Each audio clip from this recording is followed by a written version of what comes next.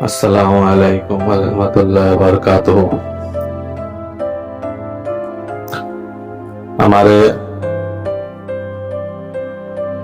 भारतीय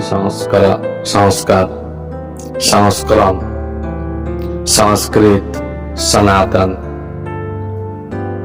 ये हमारा वैतिह्य है, यही हमारा अपना है, यही अपना सच है। इसमें अगर हम अपने सनातन संस्करण पर दूसरे संस्कार को मिलावट करने की कोशिश करें तो कैसा होगा मालूम है? जैसे कि रेगिस्तान की मुल्क, जो रेगिस्तानी मुल्क है, जहां पे रेगिस्तान ज्यादा है, वहां की खजूर लाके, उसका बीज लाके हमारे भारत में रफन करो, यहीं पे अपनी जगह में। देखो होता है क्या, खुदाई साथ नहीं देगा, कुदरती साथ नहीं देगा। कश्मीर के अंगूर अगर राजस्थान में लगाया जाए तो फल की, जो अनाज की तासीर बदल जाता है। हवा चलती है पश्चिम से तो अलग तासीर है, हवा चलती है दक्षिण से तो अलग तासीर है। तो उसी तरह जो संस्करण है, संस्कृत है, सबका अलग अलग होता है। जो सनातनी है वो सब अलग अलग होता है, सबका। पूरे जितना मुल्क है, जितना अलग बटा हुआ है, तो ऐसे ही कहीं बटा हुआ नहीं है, इसका कोई रीजन है। तो हमारे भारतीय सनातन संस्कृत वैतिह्य सम्मान गुरुदेव से है। हम लोग जुड़ते हैं कहां से? गुरुदेव से। तो गुरुदेव जब अपना भाषा बदलते हैं, बाद में हम लोग जब इस्लाम आया, यानी इस्लाम का तो जो जाहिर हुआ मोहम्मद सल्लल्लाहु अलैहि वसल्लम का जो इस्लाम है, हम बात बढ़ाना नहीं चाहते हैं। इस बात पे बहुत सारे इस्लाम के ऊपर बहुत सारे लोग ये सोच बनाएगा कि भाई इस्लाम तो आदम अलैहिस्सलाम से है। अरे ये सब गजेड़ी बात मत क्या करो, सच्ची बात क्या करे। इस्लाम की मतलब शांति, शांति आदम अलैहिस्सलाम के ऊपर से है, यानी अपने भाषा में बोलो, समझो बात को। मोहम्मद सल्लल्लाहु अलैहि वसल्लम जहां था, उनकी पैदाइश जहां था, वहां पे शांति नहीं था।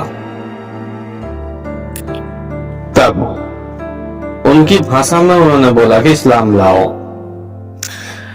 और हमारे भारत में शांति तो कोई तुम्हारे आदम अलैहिस्सलाम के जमाने से ही है। यहाँ गुरुदेवों का चलता है, गुरुदेवों से हम लोग का हर काम पूरा हो जाता था। हमें कोई धर्म का निर्माण की जरूरत नहीं पड़ा था। भारत की संस्कृत को, भारत की सनातन को, हाँ, भारत की सनातन इजाजत देता है। तुम चाहे तो अपने धर्म निर्माण कर सकते हो, विस्तार कर सकते हो, संस्कार ला सकते हो। तो हमारे गुरुदेव के ऊपर बात है। तो वो गुरुदेव जब इस्लाम 1400 साल हुआ आया, बहुत सारे भाषाओं का मिलावट है उसमें। फारसी है, उसके अरबियन का एक तरह का अरबी नहीं है, कुरैशी अरबी है, यानी हम लोग जो गाउटी अरबी कहते हैं, जो कठियावाड़ी गाउटी भाषा होता है ना, देहाती भाषा समझ सकते हो, और एक शहर की भाषा। हम लोग मुंबई शहर में जैसा जो शहर होता है, बड़े बड़े सिटी होता है, कलकत्ता सिटी होता है, वहां पे बहुत सारे भाषा का लोग रहते हैं। लेकिन जब गांव देहात में जाओ तो वहां पे गाउटी कठियावाड़ी भाषा रहता है, जो एकदम गाउटी है। इस तरह भाषा का चेंज भी रहता है जगह जगह का। तो बहुत सारे मिलावट भाषा है। तो वो सब संस्कार जब भारत में जगह मिला, शांति का, सुकून का, देखो सब यहाँ पे भागा, वहां पे मारकाट चालू था। 1400 साल पहले का हिस्ट्री खोल के देखो किस तरह अरब कंट्री में अपने बिरादरी को कत्ल किया। कोई छुपी हुई बात नहीं है। किस तरह वो अपने ही गुरुदेव की औलादों को जैसे करबला मैदान पर शहीद किया, किस तरह अपने गुरुदेव पर, मोहम्मद सल्लल्लाहु अलैहि वसल्लम पर जुल्म किया। उनके अच्छे संस्कार को कोई नहीं माना, वहां पे गुरुदेव को भी नहीं मानता था, उसको मारता था। ईसा अलैहिस्सलाम को देखो किस तरह क्रॉस किया। ये सब जगह में गुरुदेव नहीं मानता था, कोई इज्जत नहीं करता था गुरुदेव का। मरियम को देखो किस तरह बदनामी किया। हमारे भारत में ये सब हुआ है क्या? हमारे भारत की जो संस्कार, संस्कृत जो है, सनातनी जो है, वहां से एक कहानी निकाल के बताओ कि कोई गुरुदेव को हमने इस तरह जुल्म किया? नहीं किया।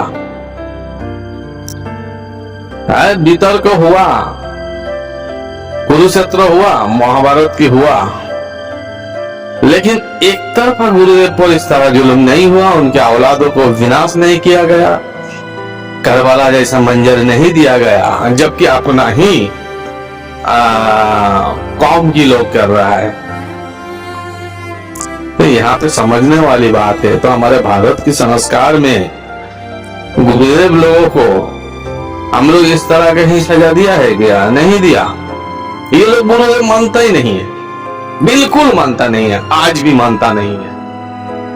वही गुरुदेव के नाम भारत में बहुत भाषा में लिया गया, जैसे बताया गया पीर साहब, बाबा, शिक्षक, टीचर, मास्टर, रहबर, मुर्शिद, मौला, आका वगैरह वगैरह।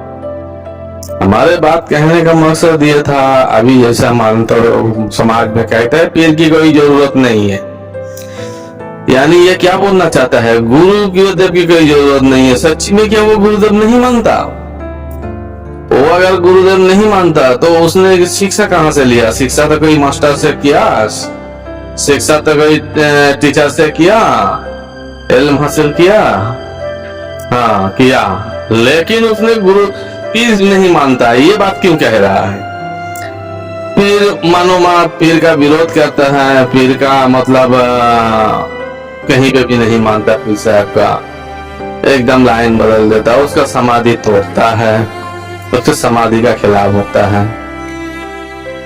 जो गुरुदेव होता है हमारे शरणों में, दिल में जो होता है, गुरुदेव मरता है क्या? गुरुदेव मरता नहीं है। इन लोग का पीर साहब मर जाता है, इन लोग बोलते हैं पीर साहब मर जाता है। इन लोग कहते हैं, अपने पैगंबर को भी कहते हैं कि मर जाते हैं, बहुत सारे लोग कहते हैं। ऐसी लोगों का बात मत सुनो। असली बात ये परंपरा है इनका जो गुरुदेव को ना मानना। हमारे भारतीय संस्कार संस्कृत है, सनातनी है, हम लोग गुरुदेव को मानते हैं।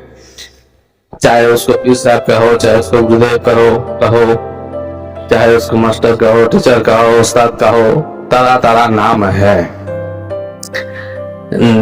निस्बत है, रिसालत है, परंपरा है, यानी पारंपरिक सूफियाना, पारंपरिक संत निरंकारी, पारंपरिक हम लोगों का जो भारतीय संस्कार की जो संस्करण का नींव रखा है, सनातनी का ये नींव है। हमें इस संस्कार से हटकर, इस सनातनी से हटके कोई अगर कुछ करना चाहता है तो वो अपना नहीं है भाई। यहाँ पे तुम्हारे खुरमा की झाड़ नहीं होगा, और नहीं तुम यहाँ पे तरबूज की झाड़ बनाओ। अगर बनेगा तो उस तरह फल नहीं होगा जिस तरह का लालच से बना रहे हो, कर रहे हो। हमारे रूहानियत आत्मनिर्भर पर चोट करता है। जो तुम्हारा आत्मनिर्भर है उसी पे चोट किया। जो गुरु महादेव, गुरुदेव, हम लोग जो सनातनी आत्मनिर्भर है उस पे चोट किया। ये यहाँ कर रहा है कि तुम गुरुदेव जरूरत नहीं है, यानी पीर साहब जरूरत नहीं है। ये सब बात गलत है, ये सब बात सुनना नहीं है। अपने सनातन का सम्मान करना, सनातन के संस्करण का सम्मान करना, अपने मातृभूमि का सम्मान करना, और यही सच्चाई है। सारा दुनिया एक दिन मानेगा हमारे संस्कार संस्कृत का, मानता भी है, मानता भी है। कितना भले सीधा सीधा ना माने, चादर ओढ़ के भी मानते हैं। इसके लिए इस बात पर गौर फिक्र से किसी पर भरोसा मत करना, अपने संस्कृत संस्कार पर टिके हुए रहना।